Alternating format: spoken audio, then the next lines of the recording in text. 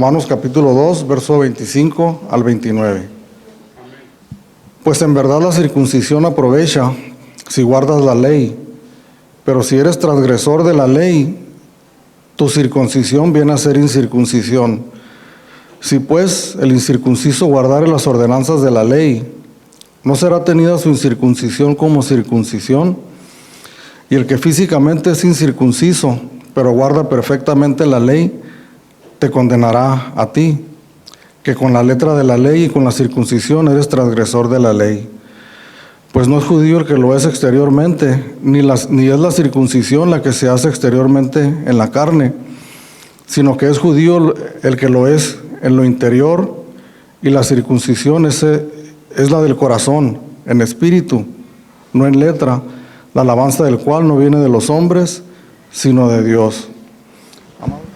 La semana pasada comenzamos a estudiar esta parte del capítulo 2, del versículo 17, y que termina aquí donde hemos leído, en el verso 29. Y estábamos mirando nosotros brevemente, les recuerdo, que el apóstol Pablo comienza a mencionar ya a los judíos directamente, mencionándolos por nombre, porque realmente el apóstol Pablo habla de ellos desde el inicio del capítulo 2, pero solamente que es aquí en el verso 17 donde ya se comienza a referir a ellos directamente llamándoles judíos por su nombre.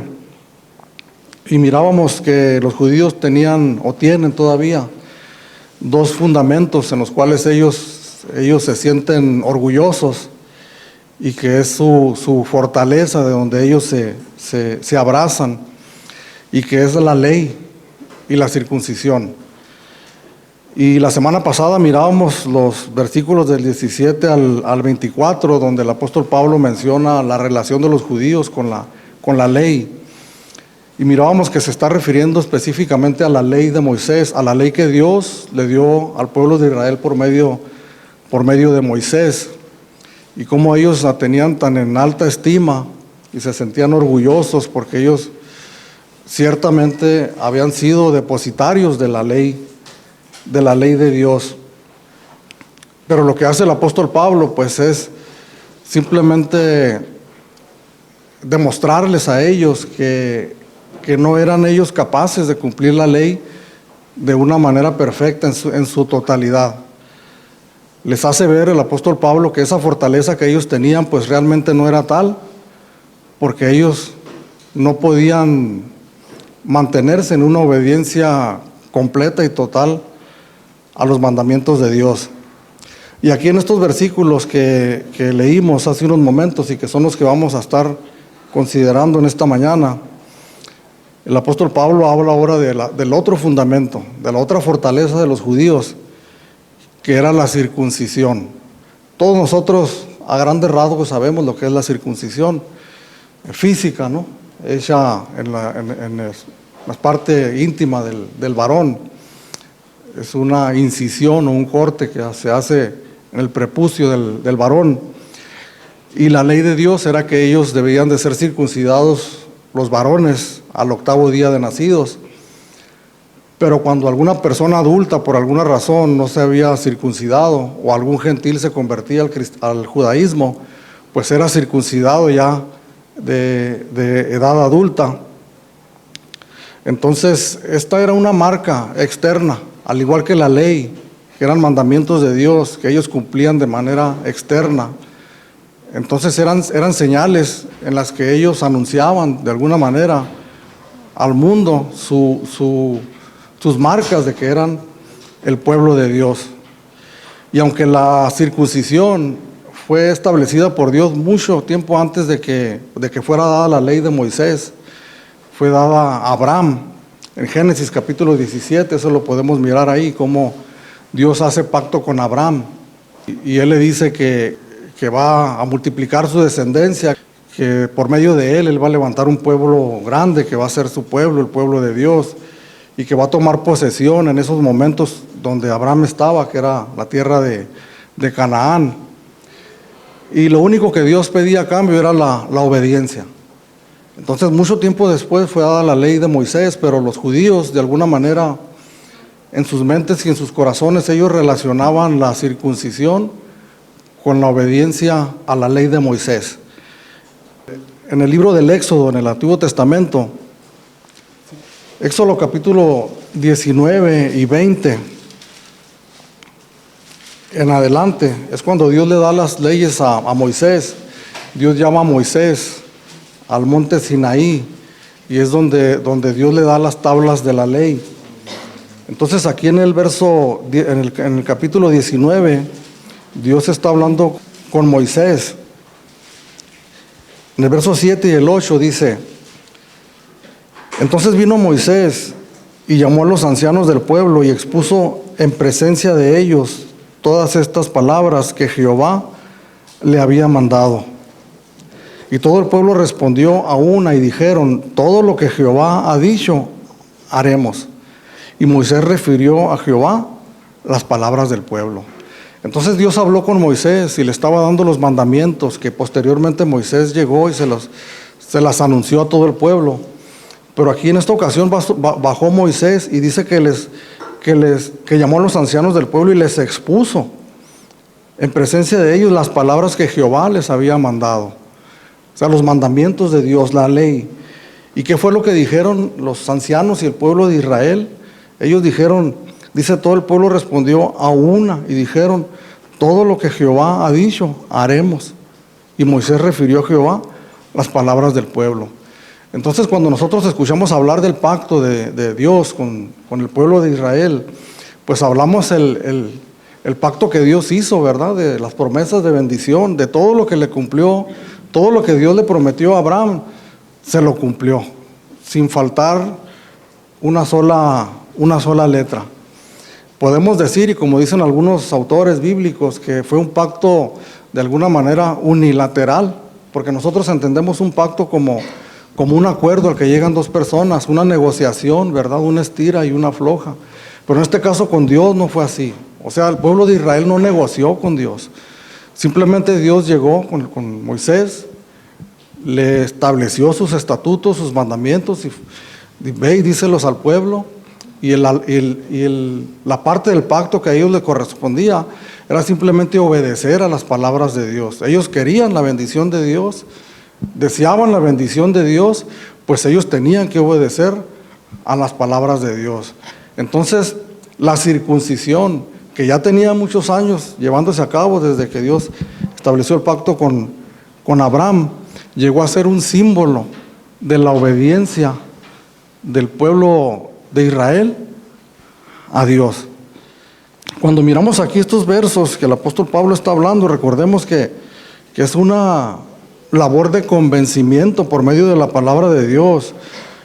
En este caso, habiendo hablado ya con los gentiles, hablando ahora con los judíos, cristianos o no cristianos, haciéndoles ver que no había absolutamente nada de lo que ellos se podían gloriar o en lo que ellos podían depositar su confianza para ellos poder agradar a Dios o poder ser salvos, sino que era únicamente por medio de la gracia y de la misericordia de Dios. Entonces el apóstol Pablo aquí escribe en el verso 25, hablando de esta circuncisión de la que les he comentado brevemente, y dice: pues en verdad la circuncisión aprovecha, o sea, el símbolo de la obediencia aprovecha si guardas la ley. Pero si eres transgresor de la ley, tu circuncisión viene a ser incircuncisión. Esto significaba que, en resumidas cuentas, la circuncisión no venía a ser absolutamente nada. Y si estamos entendiendo que era una causa de orgullo para los judíos, que de hecho en el Nuevo Testamento podemos mirar que se les menciona a ellos, es un sustituto de la palabra de hablar del pueblo de Israel, hablar de los de la circuncisión, hablar del pueblo judío. Ellos, menospreciando a los demás, a los gentiles, aquellos que no pertenecían al pueblo de Israel, ellos les llamaban incircuncisos, porque ellos se sentían orgullosos en gran manera. Entonces tenemos que entender que lo que está haciendo el apóstol Pablo está derribando precisamente esa fortaleza que ellos tenían, habiendo ya argumentado No que la ley de Dios fuera mala, sino que la manera en que ellos la concebían, completamente de una manera errada, equivocada, pensando que ellos por sus propias fuerzas podían guardar la ley, podían tener un buen comportamiento a la par de lo que la palabra de Dios decía, y que por esa razón ellos podían agradar a Dios. Habiendo derribado esa fortaleza con sus argumentos, ahora, por decirlo de alguna manera, se lanza en contra de la circuncisión. Sí fue establecida por Dios, fue la señal del pacto de Dios con el pueblo de Israel, pero lo que está haciendo el apóstol Pablo es precisamente quitar aquella fortaleza que les estaba impidiendo a ellos verdaderamente conocer la gran misericordia, el gran amor y la gracia de Dios. El verso 26 y 27: si pues el incircunciso guardare las ordenanzas de la ley, ¿no será tenida su circuncisión como circuncisión? Y el que físicamente es incircunciso, pero guarda perfectamente la ley, te condenará a ti, que con la letra de la ley y con la circuncisión eres transgresor de la ley. ¿A quién se está refiriendo aquí? Cuando el apóstol Pablo dice, si el incircunciso guardare las ordenanzas de la ley, porque cuando leemos esta frase podemos entonces nosotros tal vez pensar que lo que el apóstol Pablo está sugiriendo es que alguien que no pertenecía al pueblo de Dios podía de alguna manera en un momento dado poder llegar a cumplir la ley de Dios. Pero si nosotros llegamos a esta conclusión, entonces estaríamos contradiciendo precisamente lo que el apóstol Pablo ha estado argumentando y lo que la misma palabra de Dios dice, que por guardar la ley nadie podrá ser salvo. Que nadie de nosotros, ninguna persona que ha existido en este mundo es capaz de guardar la ley. Entonces, ¿a quién se refiere el apóstol Pablo aquí en el verso 26, cuando habla del incircunciso? Si pues el incircunciso guardare las ordenanzas de la ley, ¿no será tenida su incircuncisión como circuncisión? Pero recordemos que el apóstol Pablo está hablando a quién, hermanos. Está escribiendo aquí en esta carta. Está escribiendo a la iglesia, ¿verdad? A la iglesia que se encuentra en Roma, una iglesia conformada en su gran mayoría por gentiles. También había judíos, desde luego, pero en su gran mayoría era una iglesia compuesta por un pueblo gentil. Entonces, seguramente, y yo creo firmemente, que el apóstol Pablo se está refiriendo a cristianos gentiles, que está hablando a los judíos, quitándoles ese orgullo que ellos tenían, ese sentimiento de superioridad que ellos tenían hacia las demás personas, pensando que ellos, únicamente por ser judíos, por lo que la historia decía de ellos, la historia bíblica, ellos eran superiores a los demás. Pero el apóstol Pablo aquí lo que le dice, si el incircunciso, si aquel hermano gentil guarda las ordenanzas de la ley, ¿no será tenida su incircuncisión como circuncisión? Pero ¿de qué manera ahora llegamos a este pensamiento? ¿Cómo un miembro de la iglesia gentil puede llegar a cumplir las ordenanzas de la ley? Porque cuando leemos nosotros la argumentación del apóstol Pablo en contra de lo que los judíos pensaban de la ley, nosotros podemos llegar a pensar que la ley ya no es necesaria para nosotros, que no debemos nosotros de cumplir la ley. Pero simplemente recordemos lo que dice la ley, parte de la ley que son los 10 mandamientos. Si alguien se acuerda de un mandamiento o de dos ahí en su mente en este momento, no quiere decir que no somos llamados a cumplir esa ley. Y lo hemos repetido algunas veces aquí, los mandamientos más conocidos o más notorios, o tal vez con los que más batallamos nosotros, los hemos repetido una y otra vez aquí. Por ejemplo, ¿qué dice la palabra de Dios? Honra a tu padre, uno de los 10 mandamientos, y a tu madre, para que tus días sean largos sobre esta tierra.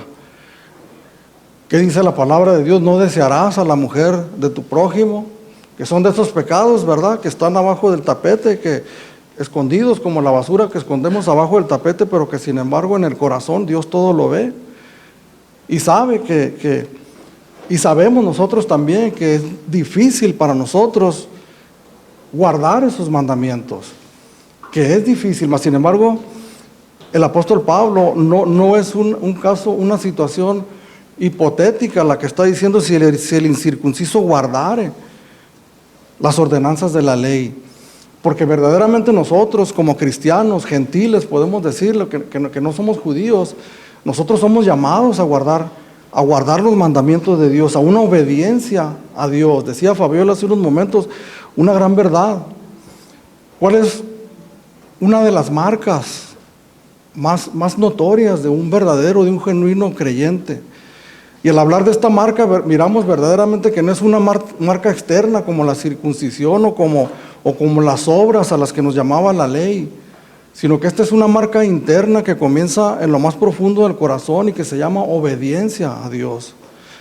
Una de las marcas, y no es que la mayor, visible, internamente y visible cuando la ponemos nosotros en práctica, es nuestra obediencia a Dios. Mencionábamos semanas atrás que la primera obediencia que nosotros practicamos cuando venimos a los caminos del Señor, entramos por esa puerta por medio de la obediencia, cuando nosotros obedecemos al Evangelio que nos manda a que nos arrepintamos. Porque es la primera demanda que nos presenta el Evangelio: arrepentíos y convertíos. Porque habiendo pasado, dice en otra parte el apóstol Pedro en una de sus predicaciones en el libro de los Hechos, habiendo pasado en otro tiempo la ignorancia de estos tiempos, ahora Dios manda a todo hombre en todo lugar a que se arrepienta. Entonces, cuando nosotros procedemos al arrepentimiento, nosotros estamos obedeciendo, estamos entrando por esa puerta del Evangelio que nos ha abierto el Señor por medio de la obediencia, y a partir de ahí la vida del creyente es una vida de continua obediencia. En Jeremías capítulo 31, verso 33. Es fácil entender que la obediencia no es nada fácil para los seres humanos.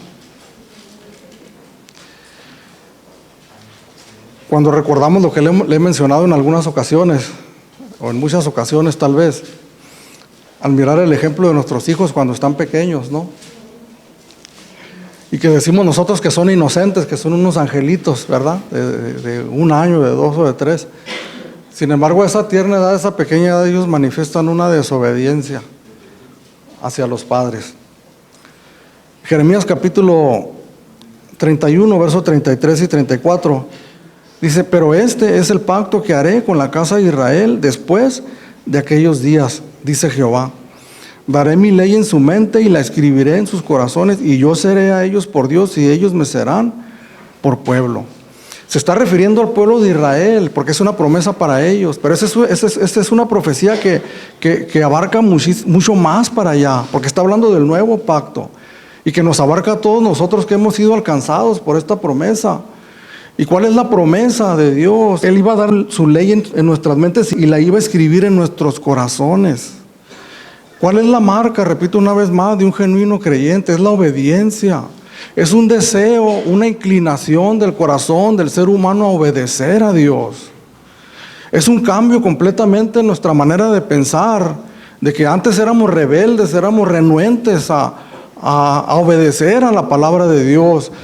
Éramos renuentes a buscar a Dios, no queríamos buscar a Dios, no deseábamos nada de Dios. Y como hemos mencionado también muchas veces, sí estaba la palabra de Dios en nuestro vocabulario. Sí había peticiones que le hacíamos a Dios cuando estábamos en necesidad.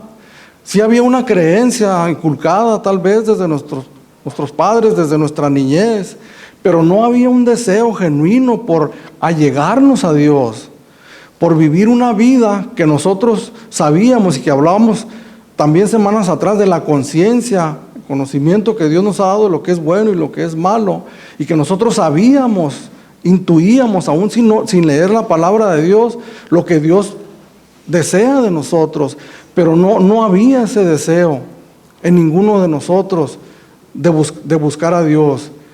Entonces lo que Dios hace por medio de la conversión, porque es de lo que está hablando aquí el profeta Jeremías en aquellos tiempos ya, acerca de la conversión, un cambio completamente en nuestra manera de pensar. Hay una orientación, hay un deseo, un anhelo genuino en nuestros corazones de obedecer a Dios,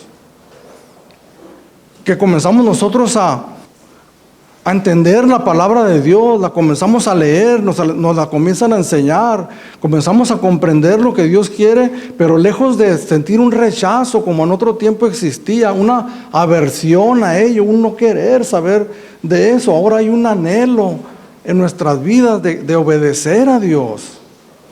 No estamos hablando de una obediencia perfecta, todo lo contrario, hablamos de una obediencia imperfecta, sí. Pero también creo que pueden observar un deseo por agradar a Dios, un deseo por obedecer a Dios. Y eso es lo que Dios hace en la vida de los gentiles, que dice aquí el apóstol Pablo, y mencionándolo como el incircunciso. Sí, los judíos menospreciaban a los gentiles y le llamaban de una manera incircunciso, sí, pero si aquel incircunciso obedece la ley, dice, Él te condenará a ti. Esto significa que la vida de aquellos hombres y mujeres que entregan su vida a Dios, esas vidas que son de olor grato para Dios, esas maneras de vivir van a convertirse en un reproche para aquellos judíos que se jactaban de la ley, pero que no podían vivir conforme a ella. Está muy a flor de nuestro vocabulario últimamente el hecho de autoexaminarnos o mirarnos nosotros internamente para ver cómo están nuestras vidas. Una de las mejores maneras que nosotros nos podemos examinar es cómo está nuestra obediencia a Dios. Y le repito, no pensar que tan perfectamente cumplimos la ley, no, sino que realmente ser honestos con nosotros mismos y ver qué tantos deseos hay en nuestro corazón de irnos conformando cada vez más a la perfecta voluntad de Dios. Ezequiel capítulo 36, versos 26 y 27. El profeta Ezequiel también está hablando acerca de una profecía futura para el pueblo de Israel, pero que también alcanza al pueblo gentil. Y le dice estas palabras en el verso 26 y 27. Os daré un corazón nuevo. Nos detenemos un momentito ahí. Porque ¿qué es lo que necesitamos todos nosotros? ¿Qué es lo que necesitábamos todos nosotros cuando no conocíamos al Señor? ¿Qué es lo que necesita el ser humano? ¿Qué es lo que necesitan los hombres, las mujeres en este tiempo? Porque andamos en búsqueda, ¿verdad? No nos sentimos bien, sentimos que algo nos falta, sentimos que no estamos bien. Sentimos que de alguna manera no podemos allegarnos nosotros a Dios. Y buscamos algunos remedios, algunas cuestiones ahí que nos puedan ayudar, pero lo que nosotros necesitamos es un corazón nuevo. No necesitamos arreglos en nuestra vida, no necesitamos aprender ciertas cosas, no necesitamos remiendos, no necesitamos unas leves operaciones en nuestra manera de vivir, necesitamos un corazón nuevo. Los judíos no únicamente necesitaban la circuncisión, una pequeña incisión en el prepucio, como una marca externa que llegó a ser algo de orgullo para ellos. No necesitaban sentarse como Jesús les dijo en la cátedra de Moisés y jactarse en ello. Necesitaban un corazón nuevo.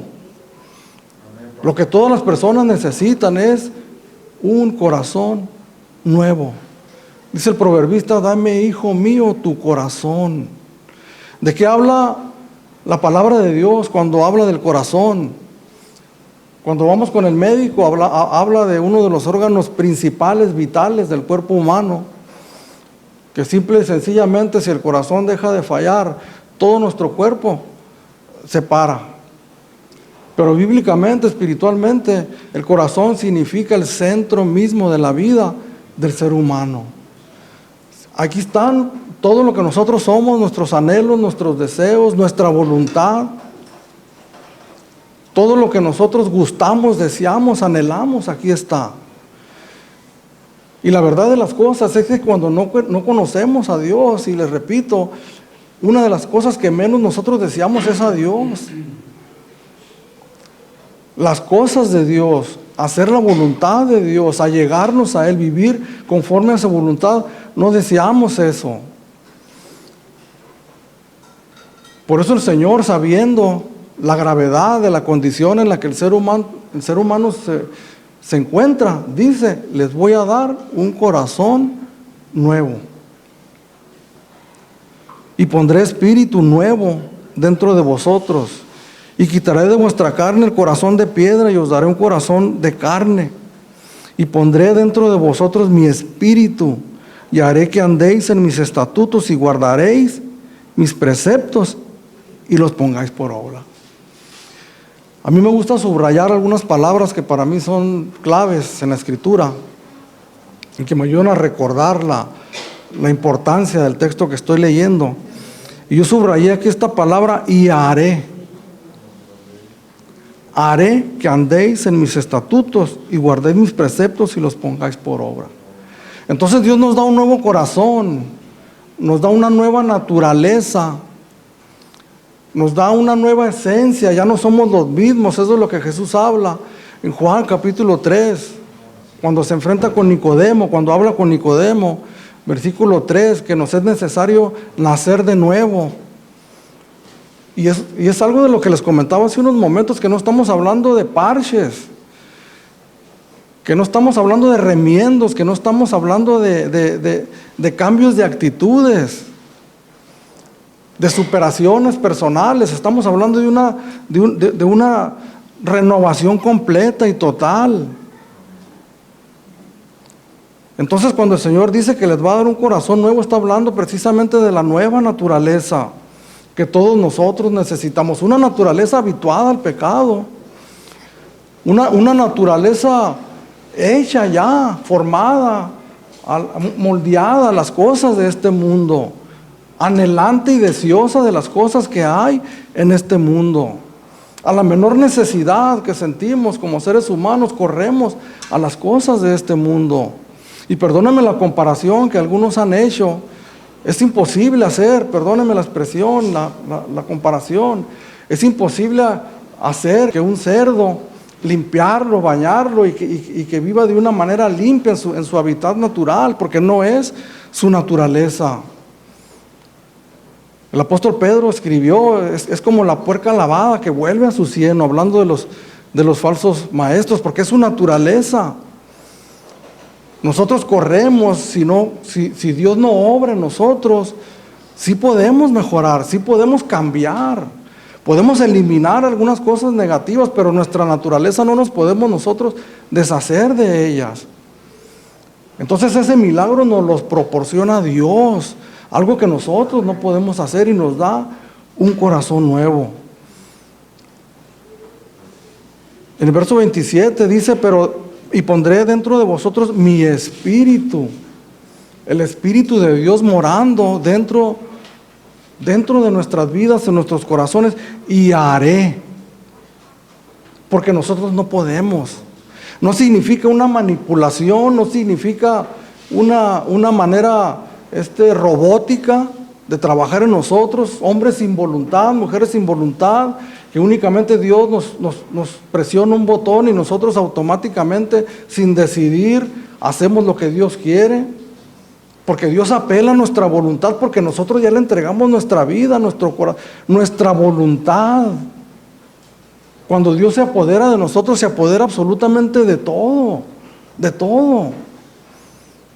Por eso es imposible, hermanos, es imposible poder vivir a alguien que, llamándose hermano cristiano, viva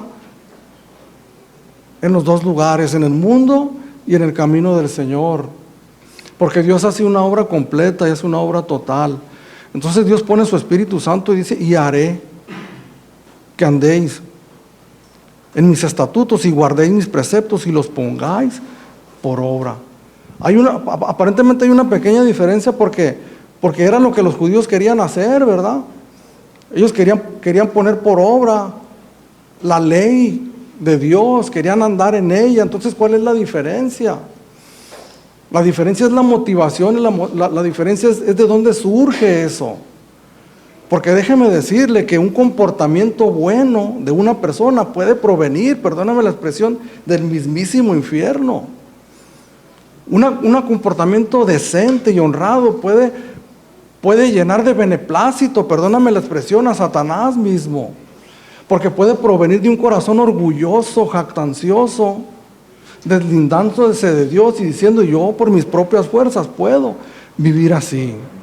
Pero engañándose en su propio corazón, sabiendo que dentro del corazón es donde se esconde verdaderamente la raíz del pecado. Entonces nosotros comenzamos a leer la Escritura, hermanos, porque un cristiano lee la Escritura. Un cristiano estudia la Escritura, estudia la palabra de Dios, y el Espíritu que está dentro de nosotros nos impulsa y nos dice: tienes que vivir así. Y hay automáticamente un deseo de nosotros, y cuando nos damos cuenta a veces que se nos es difícil, entonces nosotros clamamos a Dios y le decimos: Señor, ayúdame a vivir así. Es verdaderamente un placer, como un placer inalcanzable que tuviéramos en otro tiempo. A veces miramos eso que se nos hace inalcanzable, un placer, pero ahora de querer vivir conforme a tus preceptos y a tu voluntad. Quiero vivir así. Entonces la motivación surge desde lo más íntimo del corazón, y es Dios quien pone en nosotros el querer como el hacer. Esa es la vida de un genuino creyente, y es a quienes se está refiriendo el apóstol Pablo seguramente, aunque hay otras opiniones, pero creo yo que cuando habla aquí en el verso 26, y pues el incircunciso guardare las ordenanzas de la ley, se está refiriendo a los hermanos que escribió originalmente a la iglesia de Roma, pero se está refiriendo también a nosotros, que como pueblo no judío, Dios ha tenido misericordia de nosotros. Algo que se espera de nosotros, hermanos.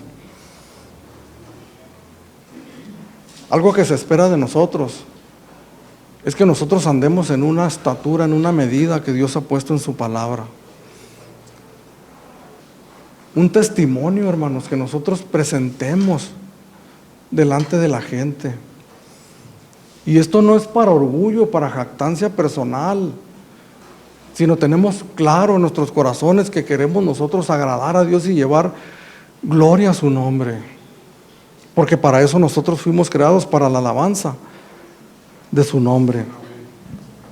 Verso 28 y 29, pues no es judío el que lo es exteriormente, ni es la circuncisión la que se hace exteriormente en la carne, sino que es judío el que lo es en lo interior, y la circuncisión es la del corazón, no en espíritu, no en letra, la alabanza del cual no proviene de los hombres, sino de Dios. El apóstol Pablo está haciendo una clara distinción entre lo externo y lo interno. La ley y la circuncisión eran señales externas del pueblo de Israel. Todos nosotros de alguna manera podemos externamente aparentarnos casi lo que nosotros querramos externamente. Podemos nosotros presentar delante de las personas hasta cierto punto, con cierta facilidad, una apariencia. Pero el apóstol Pablo lo que está haciendo precisamente aquí es esa distinción de las cosas externas a las internas. En Deuteronomio capítulo 10, verso 16, el Señor le dice a su pueblo, se lo leo yo el versículo, le dice: circuncidaos pues el prepucio de vuestro corazón, y no endurezcáis más vuestra cerviz. No te circuncides la carne, no te circuncides eso de lo cual te enorgulleces. Circuncídate el prepucio de vuestro corazón. La circuncisión también era una señal de pureza, de limpieza higiénica y de limpieza ceremonial para el pueblo judío. Pero la circuncisión del corazón habla de un cortar, de un desligarse del pecado que hay en este mundo. La circuncisión del corazón que pide Dios es la santidad con la que nosotros tenemos que presentarnos delante de Él. Y cuando hablamos de estas palabras tan sublimes, hermanos, tan mal entendidas como esta de santidad, que no venga a nuestra mente un pensamiento de religiosidad o personas que no están familiarizadas con esta palabra, santidad, ¿verdad? Por lo que la tradición nos ha enseñado acerca de ello. Pero simplemente nos habla el Señor de un deslígate de aquello. Le dice al pueblo de Israel en el Antiguo Testamento, le dice el profeta Isaías, salid en medio de ellos. Hay un deslinde que nosotros hacemos en nuestra pasada manera de vivir, con lo que vivimos hoy. No es solamente cuestiones externas, que es tan fácil, es tan fácil confundir una cosa con la otra. Porque el apóstol Pablo está hablando hace 2000 años a judíos de veras. Pero hoy en este tiempo está hablando también a personas de iglesia, que somos de iglesia y que en algún momento dado tal vez hemos caído en esa tentación de jactarnos por algunas cosas que supuestamente hemos logrado con nuestras propias fuerzas. Cuestiones externas que las personas miran y que tal vez podemos, perdóname la expresión, apantallar a algunos cuantos con algunas actitudes, con algunas cosas que hemos aprendido, pero a Dios no lo podemos nosotros engañar. Es el deslinde de lo externo con lo interno. Circuncidaos pues el prepucio de vuestro corazón y no endurezcáis más vuestra cerviz. Cuando leemos estos versículos, también algo que puede pasar en nuestra mente, podemos nosotros pensar, ¿por qué el apóstol Pablo está hablando así de los judíos? Y pudiéramos pensar tal vez que le está dando un trato injusto, ¿no?, a los judíos, porque cuando comenzamos a leer desde el verso 17, hace unas referencias muy directas al pueblo de Israel. Pero tenemos que entender lo que hemos mirado hasta este momento y lo que vamos a seguir mirando, que el apóstol Pablo no ha escrito nada de los judíos que no haya escrito ya de los gentiles. Dice aquí adelantito en el versículo 9 del capítulo 3, dice que pues somos nosotros mejores que ellos. En ninguna manera pues ya hemos acusado a judíos y a gentiles, que todos están bajo pecado. Tanto gentiles, cristianos y no cristianos. Porque cuando comenzamos a hablar en el versículo 18 del capítulo 1, de la descripción de los gentiles, miramos una descripción terrible. Pecados vergonzosos, escandalosos, que hace una descripción, mas sin embargo, nosotros entendemos que no todos los gentiles vivían así, sino que toma el apóstol Pablo una muestra de lo vil y despreciable que puede convertirse un ser humano al tocar el fondo de la maldad y del pecado. Cuando miramos la descripción de los judíos que hace el apóstol Pablo aquí, podemos entender que no todos los judíos vivían así. Inclusive que había judíos que daban un buen testimonio de su religión, personas honorables, personas rectas. Mas sin embargo, judíos y gentiles tienen y tenemos todos en el corazón el potencial de cometer los pecados más vergonzosos que podamos nosotros imaginarnos. Y si lo queremos mirar de una manera más drástica, de una manera que llame más nuestra atención, podemos poner nuestra mirada en el pequeño más angelical que nosotros podamos conocer, más tierno, más dulce. Podemos mirar en ese pequeño o en esa pequeña un potencial. Hay un potencial de cometer los pecados más terribles que podamos nosotros conocer. Y ese es el punto precisamente del apóstol Pablo. Ese es el propósito del apóstol Pablo de enseñar a la iglesia. Y se refiere así de los judíos porque el peligro tal vez era mayor para ellos, porque ellos se consideraban mejores que los demás. Eran vulnerables ellos a pensar más que los demás, que por lo que ellos eran, lo que ellos hacían, tenían la salvación ganada. Tenían el peligro a decir, yo no necesito el evangelio. De hecho, ellos, cuando el evangelio comenzó a ser predicado, los judaizantes que entraban a la iglesia le decían a los cristianos, necesitas circuncidarte para que tu profesión de fe pueda servir de algo, si no, no va a servir para nada. Aquellos de nosotros, de ustedes, algunos que están aquí, que están en algunos otros lugares, o de aquellos que tal vez van a escuchar la predicación después, que piensan que porque son personas de bien, rectas, aparte del evangelio, no lo necesitan, no necesitan el evangelio. Déjeme decirle que según la palabra de Dios están equivocados. Porque ese es el principal punto del apóstol Pablo, que judíos, gentiles, circuncisos y incircuncisos necesitamos escuchar el evangelio de salvación. Pero que no únicamente lo necesitamos escuchar y comprender, sino que necesitamos apropiarnos de él, necesitamos recibirlo, necesitamos abrirnos a él, necesitamos reconocer que le necesitamos. No podemos allegarnos a Dios de ninguna otra manera si no escuchamos las buenas nuevas de salvación. ¿Cómo entonces nosotros vamos a entender que somos pecadores y que estamos destituidos de la gloria de Dios? ¿Cómo vamos a comprender, cómo vamos a entender, como se los he comentado en algunas semanas atrás, nuestra realidad, si no nos sometemos a los rayos X de la palabra de Dios y nos muestra nuestra condición delante de Él? Si no escuchamos el evangelio, no hay otra manera, hermanos. Tenemos que grabarnos en nuestra mente y en nuestro corazón. No hay otra manera de ser salvos, de allegarnos a Dios. Y tal vez tú me digas, lo he recibido, soy salvo. Yo te digo, como Santiago escribió, muéstrame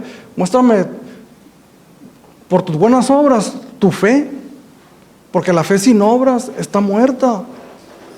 No nos conformemos, hermanos, con un cristianismo de nombre. Le dice en el versículo 17, aquí tú tienes el sobrenombre de judío. Pues no caigamos nosotros en ese punto que tengamos el sobrenombre de cristiano. ¿Cómo sé que he abierto mi corazón, que he recibido ese evangelio? ¿Cómo sé que Dios me ha llamado, que me sostiene en sus manos? ¿Eres el mismo o la misma de aquel día cuando tú creíste? Hace un año, hace 2, hace 3. Porque la palabra de Dios dice que la senda del justo es como la luz de la aurora que va en aumento hasta que el día es perfecto. Yo recuerdo mi vida, hermanos, cuando tenía 1 año, 2 o 3, 4, 5 de creyente.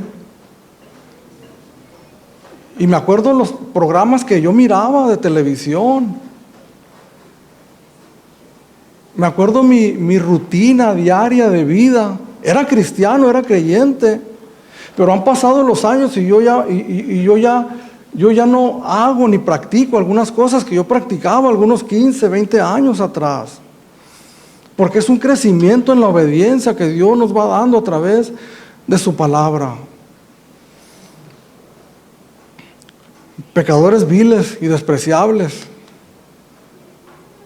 como lo fue su servidor.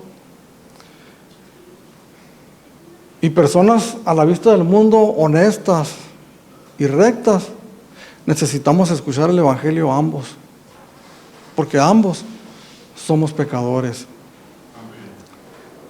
Necesitamos abrazar la fe que el evangelio nos enseña.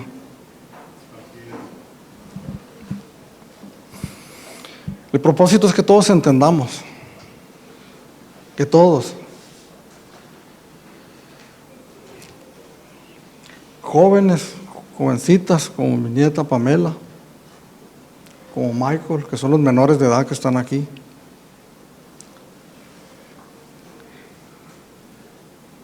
hasta las personas más adultas que estamos reunidos en este momento, que todos nosotros entendamos que aparte de esto no hay salvación. que hay un camino que Dios nos ha dejado. Envió a su Hijo Jesucristo a este mundo, y de eso nos da testimonio la palabra de Dios, y que nos dice que todos nosotros debemos recibirle. Quiera Dios, hermanos, quiera Dios, y es mi oración, y sé que es la oración de muchos aquí, de que Dios obre en los corazones de todos nosotros, hermanos, porque podemos decirlo así de alguna manera, hay algo irremediable que no se puede remediar, que es la obra de Dios. Cuando Dios toca un corazón, no hay nada, hermanos, que lo detenga. Puede haber momentos donde aquello pare, ¿verdad? Momentáneamente por nuestras propias desobediencias, por nuestras propias necedades.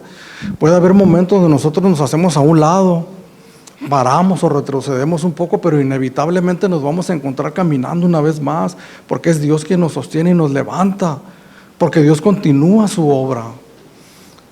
Y quiera Dios, hermanos, que esta familia pequeña, aún este pequeño rebaño, al cabo de 1 año, de 2, de 3, de 4, de 5, no nos miremos nosotros en la misma situación que estamos hoy.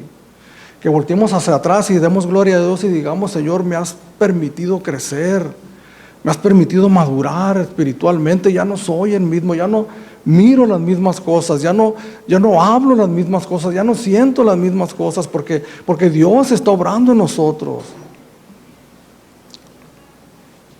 Le hablaba de la actitud hace unos momentos en la mañana, cuando comenzamos la predicación, antes de comenzar la predicación. Qué importante es la actitud con la que nosotros venimos a la iglesia, hermanos. Qué importante es la actitud con la que nosotros nos preparamos el día de ayer, en la noche, pensando que íbamos a tener un encuentro con quién, hermano. Es que quitamos la mirada, la vista de lo que estamos haciendo aquí, en la presencia maravillosa y gloriosa de Dios. Siempre que el Evangelio de nuestro Señor Jesucristo es expuesto,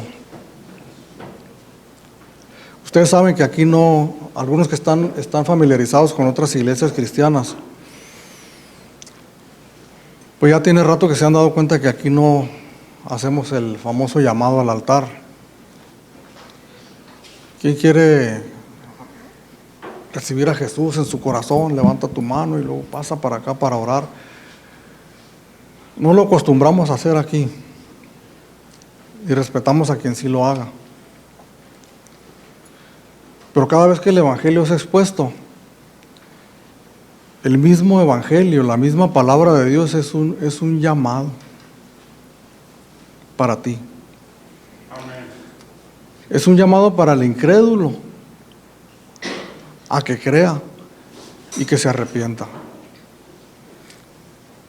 Es un llamado para el creyente a que se levante y que se esfuerce más todavía. Es un llamado para todos nosotros a que no nos conformemos y nos quedemos nosotros en la misma situación en la que estamos. El Evangelio de nuestro Señor Jesucristo es poder, es lo que leíamos en Romanos 1, 16 y 17. Porque no me avergüenzo del Evangelio, porque es potencia para salvación a todo aquel que cree, al judío primeramente y también al griego. El Evangelio de nuestro Señor Jesucristo es un poder dinámico que no nos permite a nosotros estar pasivos, estancados en una misma situación. Hace 1 año atrás oraba 5 minutos, hoy oras 3, perdóname, pero algo no está bien. Hace 2 o 3 años leías un versículo o 2 por día, o cada tercer día. Hoy lees 2 a la semana, o lo mismo, perdóname, algo no está bien, porque así no trabaja Dios. El poder de Dios es dinámico, te impulsa. Siéntate, confórmate. Va a venir Dios y te va a levantar y te va a impulsar hacia adelante.